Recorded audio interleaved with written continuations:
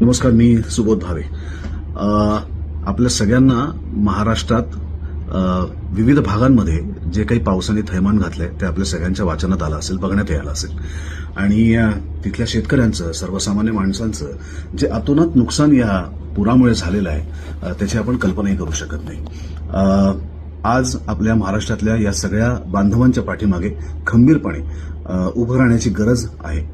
सांगली, कोल्हापूरला जेव्हा पूर आला होता तेव्हाही आपण सगळे तितक्याच खंबीरपणे उभे राहिलो होतो आणि आजही तितक्याच खंबीरपणे आपण उभं राहणार आहोत. पुण्यातल्या सगळ्या नागरिकांना माझी विनंती आहे आणि सोलापूरमधल्याही नागरिकांना माझी विनंती आहे. मी सातत्याने या चारही जिल्ह्याच्या जिल्हाधिकाऱ्यांच्या संपर्कात आहे, मुख्यमंत्री कार्यालयातल्या त्यांच्या सहकाऱ्यांच्या संपर्कात आहे आणि माहिती करून घेतोय की आत्ता तातडीची मदत कुठल्या गोष्टींची आहे. आणि जी माहिती मला मिळाली त्यानुसार त्यांना आत्ता चादरी, ब्लँकेट, स्वयंपाकाची भांडी, पाणी आणि ताडपत्री झोपण्यासाठी या गोष्टींची आता तातडीची आवश्यकता आहे. या गोष्टी जर तुम्हाला पुरवायच्या असतील, त्याची मदत करायची असेल तर पुण्यातल्या नागरिकांनी उद्यापासून बालगंधर्व रंगमंदिर येथे सकाळी 10 ते 7 या वेळेत ती करावी.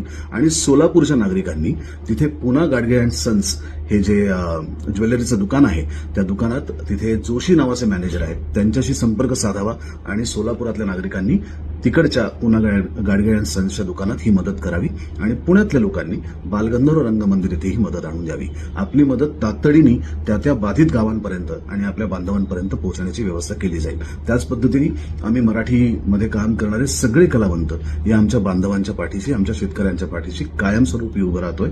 आणि फक्त ही तात्पुरती मदत नाहीये, तर साधारणपणे पुढचा वर्षभराचा काळ आमच्या बांधवांपर्यंत कशी मदत पोहोचेल याचाही विचार आणि त्याचाही प्रयत्न चालू आहेत. ती लवकरात लवकर पोहोचेल.